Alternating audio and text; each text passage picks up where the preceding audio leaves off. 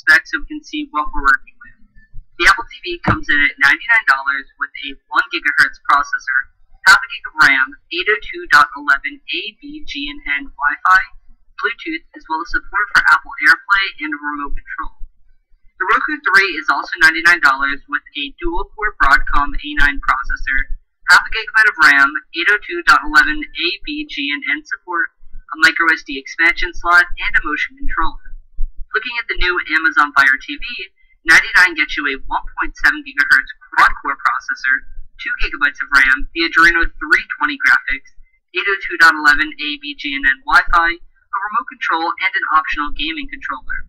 Last, we have the Chromecast. At just $35, you get a single-core processor, half a gig of RAM, single-band Wi-Fi, Chrome tab mirroring, and you can use your phone or computer as the controller for this device. So when you're hooking up these devices, you're going to be greeted with a variety of different ports and hardware. The Apple TV is a small flat square. It's 3.9 inches on each side and 0.9 inches thick. The top is a matte finish with an Apple TV logo, and you have a glossy trim around the sides. Looking at the back, there's a power-in, HDMI, micro USB, optical audio, and Ethernet. The device is really tiny, but the glossy border definitely collects dust. The remote screams minimalism. It's just kind of a small slab of aluminum with a few buttons for media control. Looking at the Roku 3, it has a bit more playful look to it. The sides are 3.5 inches and it's 1 inch thick. The device itself feels pretty cheap and it's not as solid as the Fire or Apple TV, but then again, the device is not meant to be held. It also has these curved sides and a purple Roku logo protruding out the side. On the opposite side, you have a USB port, and on the back you'll find power out, a reset switch, HDMI, and a micro SD slot. The Roku 3's remote control definitely offers the most features. There's a ton of buttons everywhere, as well as a headphone jack.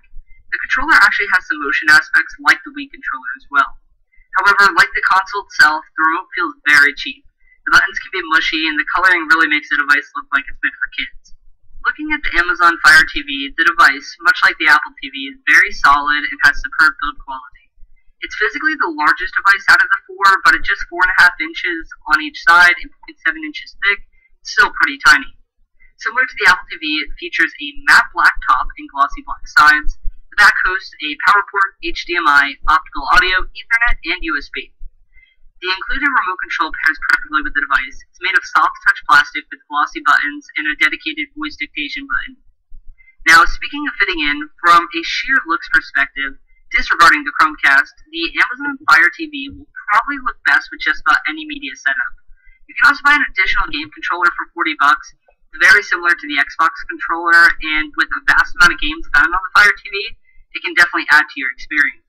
Finally, the Chromecast, which is without a doubt the smallest device of the four.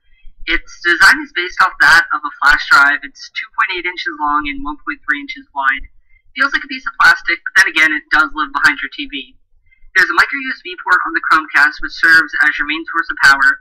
The device does not come with a remote. Instead, you actually use an existing phone, tablet, or computer to control the content that's displayed. So let's take a look at some of the software that's among these devices. Starting off with the Apple TV, the interface very much looks outdated. It may just be me, but it definitely feels distant from other UIs developed by Apple.